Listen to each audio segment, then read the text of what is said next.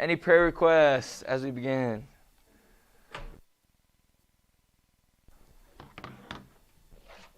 Unspoken. Grandpa? Family? Yes, ma'am. Grandpa today, then. Do you know what time surgery is? No. East Coast? East Coast. All right, we'll pray for Hannah's grandpa as he is surgery today. Any other prayer requests? All right, we'll pray. Dear Father, Lord, thank you for this day. Thank you for the beautiful weather in this week coming. Thank you for everyone that's here, Lord, the health that you've given us, Lord, as we're hearing reports and things of other schools having COVID and a few breakouts from schools that I know, Lord. Please protect those schools, but thank you for giving our schools safety and health through, I think, our 6th week now. Please bless all the kids, Lord. Continue to bless them in their school efforts and outside of school, whether it's a job or sports or planning for their future. Please just give them wisdom and protection in that. Also, please help the prayer requests we have today, Lord. Please help Kylie's Unspoken, as you know all of our thoughts, you know all of our needs, and we know you can take care of us. Please help us just be able to trust on you with those.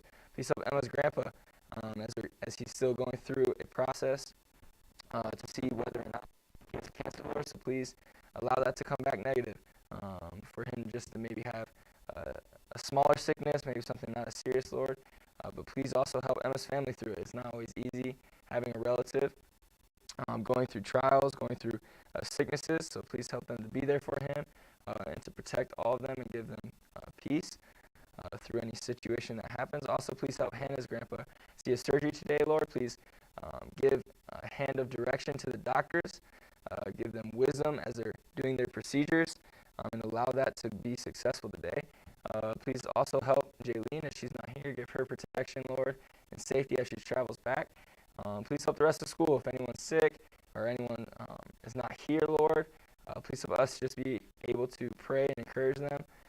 Whoever's going through a hard time, maybe today, as all of us have problems, we all have things going on in our lives, Lord, and it's not always easy just coming to school or not wanting to be here, Lord. So please just bless this week. Allow us to be able to get through it together, learn something, and have some more memories. In Jesus' name, amen. All right, what did we talk about last week? The simple Jesus. What about the existence of him and the importance of it? This week we're going to be talking about the incarnation of Christ. The incarnation. Okay, our objectives, what we're going to try to learn, is to first state and define the doctrine of this incarnation. Okay, we're also going to try to explain the meaning of the incarnation and identify the purpose. Okay, it's pretty simple. Explain and tell the purpose of it. Okay, we're going to be focusing in John 1:14 through 18. John 1:14 through 18, if you guys want to turn there really quick. John 1.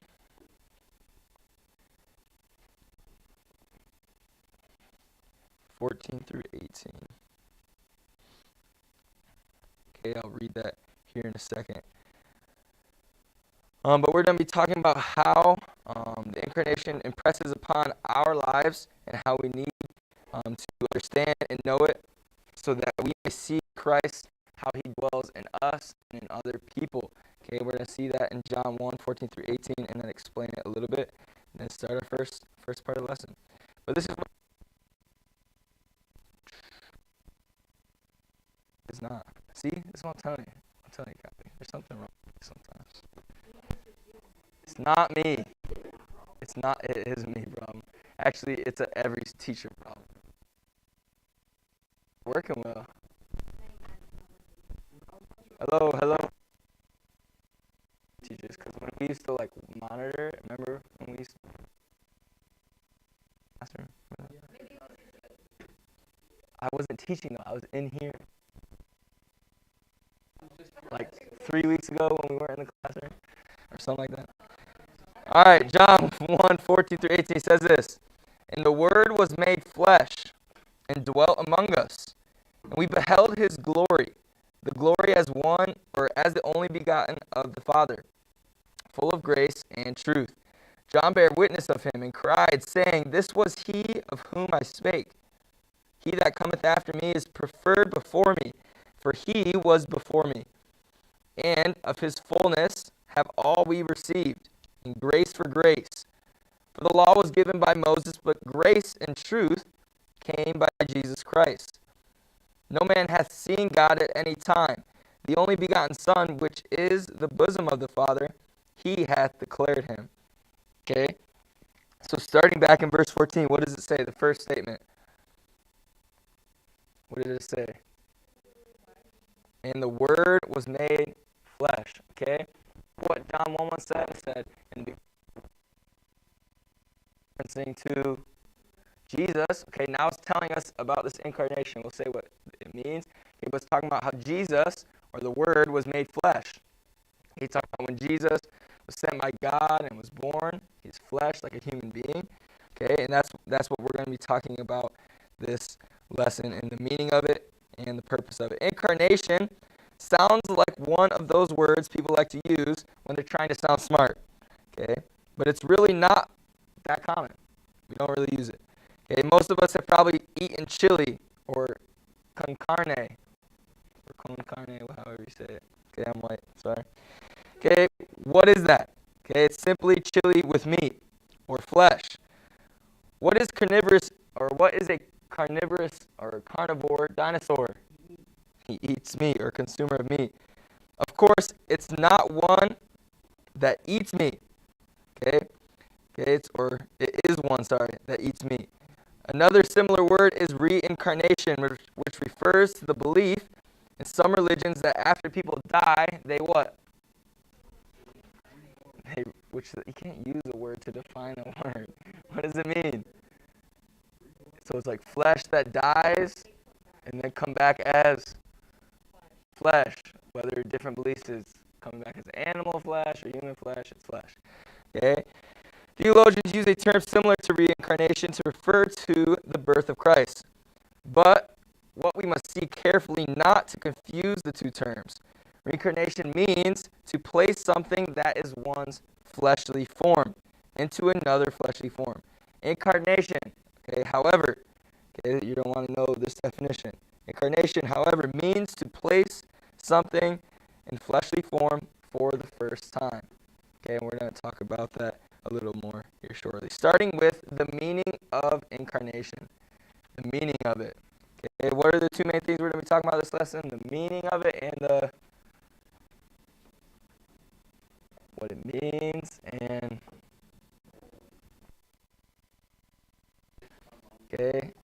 no. The meaning of incarnation. First, we're going to see it in a fleshly form. Okay, we just read verse 114, and it was talking about how the Word was made flesh. So scripturally speaking, when divine Christ became human in flesh, okay, so when he was born as a baby in Bethlehem, the incarnation occurred. Okay, when the verse says the Word was made flesh, it means that Christ became flesh, or he became human, or had a body on earth. Okay, God, who is spirit, had never before been in human flesh, right? God is not a man. He is not flesh, so Jesus obviously was God made flesh. So for the first time, the Word, or as we've already talked about, the Word being God or Jesus Christ, became flesh. This truth is the Christmas message. Jesus wasn't just any little baby in Bethlehem. He was God in the flesh, or as we refer to as the Bible tells us, God incarnate, meaning God in the flesh. Okay? This is the first part. This is fleshly form. So in the first verse, it tells us right away that Jesus took the form of, he was made flesh. That's what we're talking about this whole lesson, guys. Stick with me. Stick with me. Okay, not only that, so the second point, it's not a theophany. Okay, before Jesus was born in Bethlehem, God had appeared to men in visible forms, but not in a literal.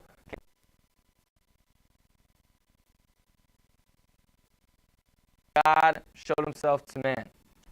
Okay, there's one that strictly comes to my mind like that. Who?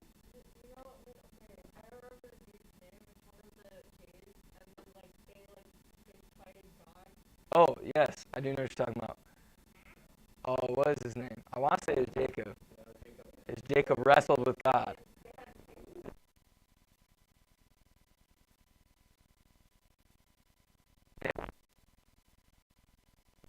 Mental, like, no. Okay, but, okay, not bad, but I'm trying to, there's one that's even pops out more to me. It's like, man, like he basically saw God and he came down from the mountain there because he had saw the glory of God. Remember last section, I believe we talked about his glory, his majesty, and Moses, like he shined. Remember we were talking about Noah came into class one day and he was just shining like a diamond or a light, right? Real bright. That'd be kind of crazy. Remember how we talked about that a little bit? Okay, so these are times God showed himself to man, but it wasn't in a visible form, or it was visible form, but it wasn't like a literal, like flesh, like how we see each other right now, okay, or a fleshly body. These visible forms are called theophanies. It means this is when God showed himself visible to man, but it was not in a fleshly form. Okay, on at least 6 occasions, we're going to talk about it, God appeared to people or man in this theophany way or theophanies. Okay, God appeared to Abraham, Isaac, Jacob, Ezekiel, Daniel, and John in flesh and blood, but only in a visible form, which is a theophany. Okay? So when do you think God showed himself to Abraham?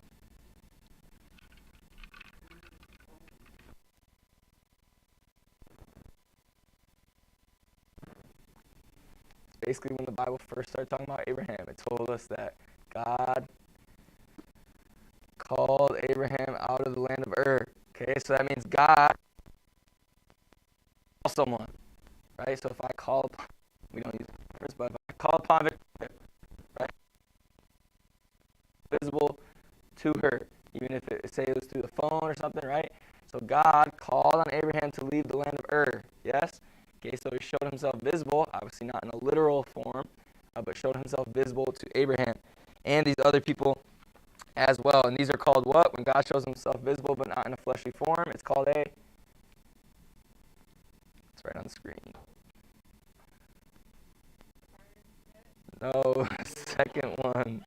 It's a theophany. Theophany is when God shows himself visible but not in a fleshly form. Okay, so we're saying incarnation, or the meaning of incarnation, it's not the same thing as a theophany. Okay, incarnation is literal flesh. Okay, where theophany is not flesh. It's just like visible but not in flesh. Okay, in Bethlehem, however, Christ actually became man. Okay, so this is the first time we're going to see, obviously, this incarnation. The incarnation does not mean that God dwelled in man, but that God became man. Okay, so it doesn't mean God dwelled or he was there with men, because God's always there. He's everywhere, right? The Bible tells us he's everywhere. But the incarnation is literally Jesus when he comes down to earth and is born as a baby. Okay, but he never ceased to be all. So while he became man, obviously he was not man before, but while becoming man, powerful, all-knowing, and all the different attributes and names that we know God and Jesus as. Sorry, Esther and Emma, can you please take your hoodies off? Sorry, should have asked her right away. Michelle, don't be like that. I'm just kidding. I'm not kidding, but I'm kidding. It's important to note here that in becoming man, all right, Christ did not cease to be God. Okay, that's one thing we have to understand. Obviously, a lot of us might already know that, right? We've heard it before. Okay, Jesus was all man and all God, but it's so important. It might sound super simple, but it's very important, because if we don't believe, okay, so these are what some religions believe. Okay, it's true. They say, oh yeah, Jesus, man, he was real. He was in history. But the thing is, they take away the power of his deity, Which if we do that, if we say, oh yeah, Jesus was man, but he wasn't really all God, what is that? What is the thing it takes away? The power of. Yes, I'm looking for something specific. How it affects us. Salvation. We can't be saved, right? If he wasn't all God, him dying on the cross, first it probably means maybe he didn't live a perfect life. He was just man and not God. That means also if he died on the cross and he wasn't God, then, I mean, it was just another man dying on the cross, right? Okay, it's taking away that power of deity and how it can affect our eternal life. Okay, and that's to move us into our third thing. Okay, but that's a theophany. Okay, make sure you know that. Okay, so incarnation is obviously a literal or fleshly form. We see that as the Word was made flesh. Theophany is when God makes him visible, but it's not in a fleshly form, so that's not the incarnation. But lastly, in this section, and what we're going to go over today, and then we'll probably be done, okay, but is how he dwelt among us. Okay, and we're going to see comparisons between Christ and the tabernacle. Okay, Christ and the tabernacle, and the purpose of Christ's literal incarnation. Okay, the Greek word for dwelt, right? I said dwelt among us. Okay, means as in a tent, or tabernacled, or pitched his tent. Okay, so again, this literal meaning. This translation involves the idea of a temporary living quarters. For at least 33 years, Jesus pitched his tent as on earth as a man. Okay, so in the Bible 12, like I said, okay, sometimes people reference that to he was with us in spirit, right? He dwelt among us. Okay, but when saying that in the Greek translation, okay, it means he pitched it. Hey, he's there. He's physically here. Okay, he encamped with us. Okay, he was embodied with us. Okay, and we're going to get into why that's important. Okay, this translation reminds us of the ancient tabernacle of Israel in the wilderness. The tabernacle foreshadowed God the Son, or incarnate on earth. Let's consider a few comparisons, okay, between this Old Testament tabernacle and the translation of dwelt among us, or the literal incarnation of Christ. Okay, what's the similarities or differences? Okay, so we compare it to somewhat of this church or temple. Okay, but what's the differences? Okay, first we see the tabernacle was temporary. The tabernacle was temporary. Okay, so was Christ, right? His time here on earth was right. That's temporary. Yes, it's like a mixture of both. Okay, so as I read it like this one, I just said, in similarity, Christ is also temporary, right? His fleshly incarnation is temporary, right? It's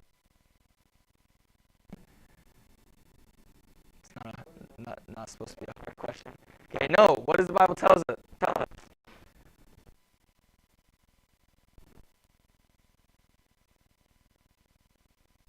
Yes, but he's not here physically on earth anymore, right? Okay, so he's not here. He was temporary in body. Okay, just like the temple was temporary. Okay, and we're going to see how the Bible, from Old Testament, New Testament, this was a lot of things connect to each other. Okay, and they go together.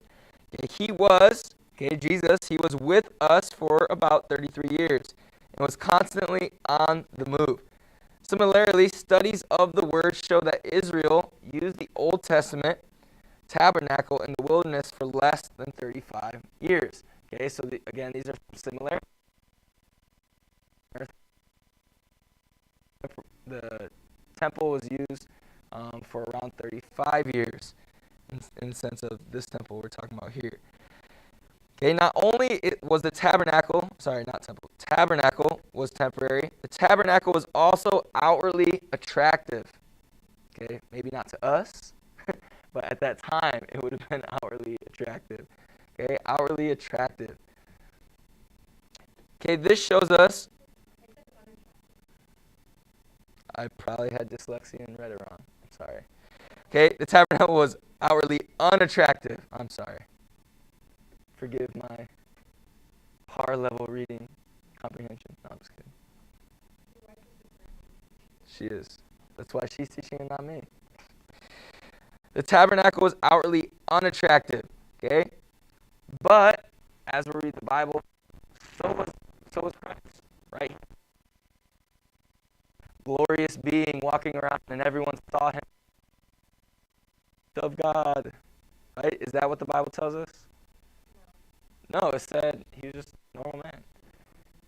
He was just the average Jewish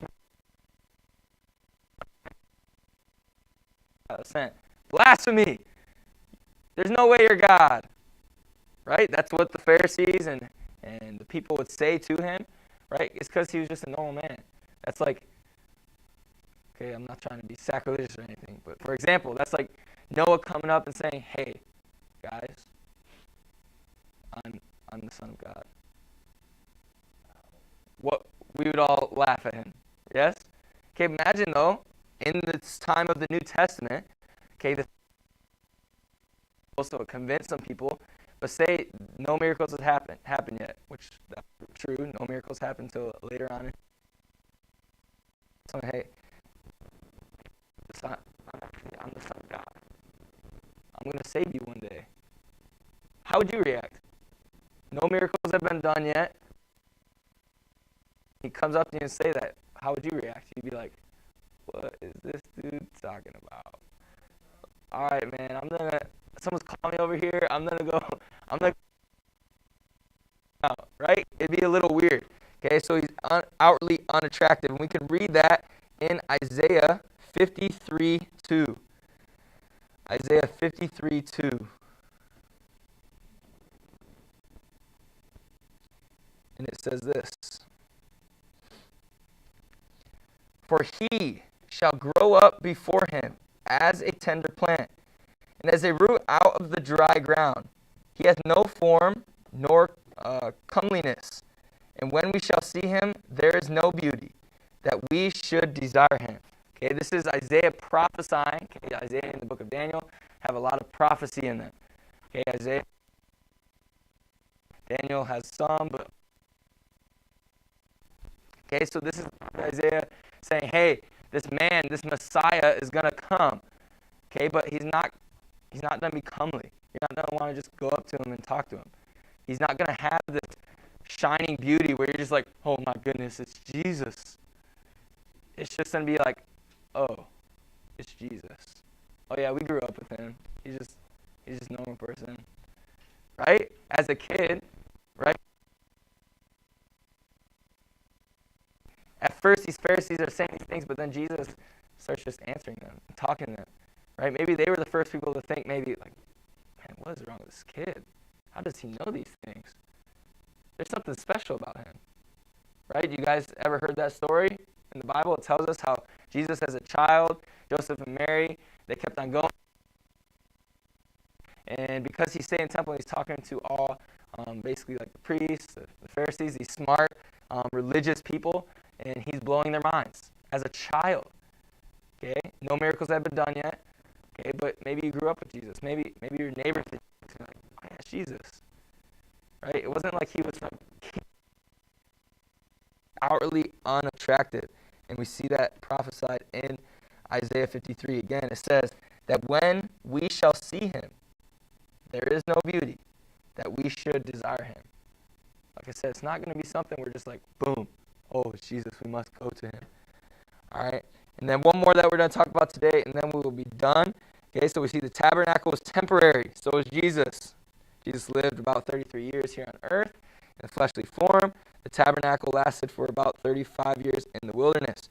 Okay, then we see the tabernacle is unattractive. As you can see, it looks, basically looks like two pieces of cardboard and some sheets over it. Obviously, it's a little bit more than that. Okay, but it doesn't look like much. But lastly, what we're going to talk about today is God's dwelling place. The tabernacle was God's dwelling place. Okay, God lived between the cherubim above the mercy seat. There, in the Holy of Holies, he manifested his presence by the Shekinah glory. And during the years that the word tabernacled among men, God dwelled in Palestine on the Mount of Transfiguration, which is read in Luke 9, if you'd like to turn to that, or you can just follow me. Luke 9, verse 28. Luke 9, verse 28. And this would explain it a little bit more to us. Okay, it says this, and it came to pass about in 8 days after these sayings. Okay, this is after Jesus had talked to the people and disciples, and he had quoted to them, if any man will come after me, let him deny himself. Okay, this is a verse saying, hey, take up your cross. Okay, this is Jesus when he was talking about that stuff. And he also says, for what is a man advantage if he gain the whole world and lose himself? Okay, have you guys heard these verses before? Take up your cross. Okay, basically you have to lose yourself before you can find yourself, saying, hey, we have to trust in something greater, okay, rather than ourselves. Okay, this is what follows that. And it came to pass about in 8 days after these sayings, he took Peter and John and James and went up into a mountain to pray. And as he prayed, the fashion of his countenance was altered, and his raiment was white and glistering. And behold, there talked with him 2 men, which were Moses and Elias, who appeared in glory and spake of his decease, which he should accomplish at Jerusalem. But Peter and they that were with him were heavy with sleep. And when they were awake, they saw his glory, and the 2 men that stood with him. And it came to pass, as they departed from him, Peter said unto Jesus, Master, it is good for us to be here.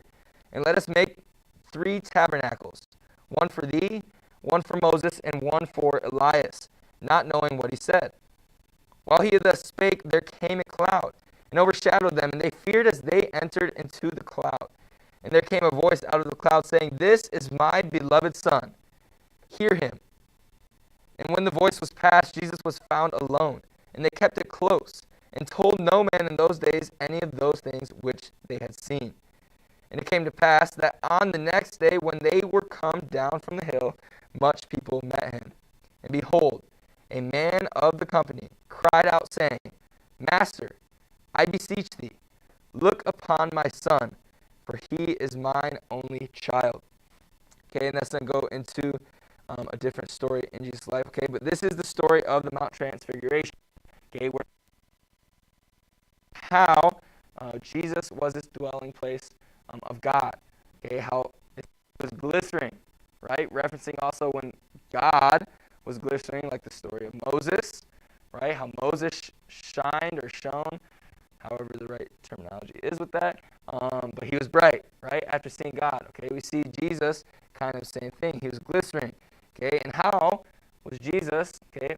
The disciples saw how, if he wasn't the dwelling place of God, how would Jesus be able to talk to Moses and Elias, 2 men that were obviously dead or taken up before they died?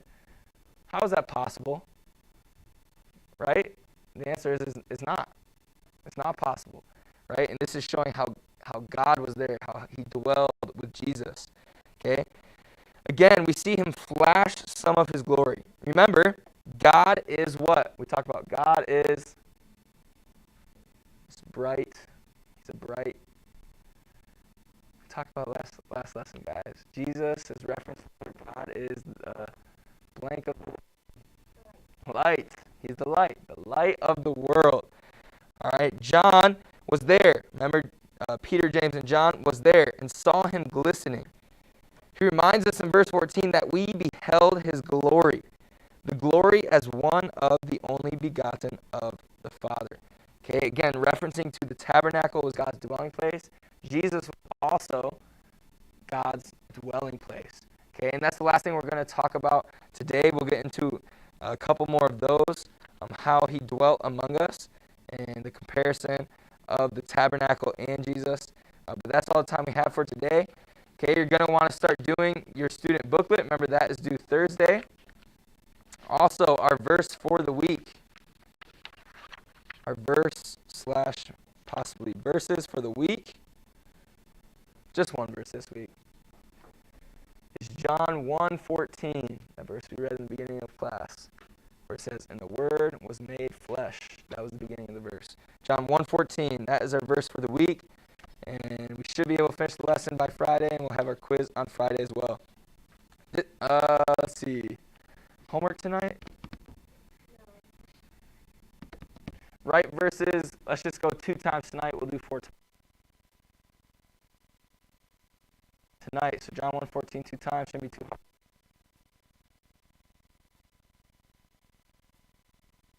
Here till you get to the bathroom. All right.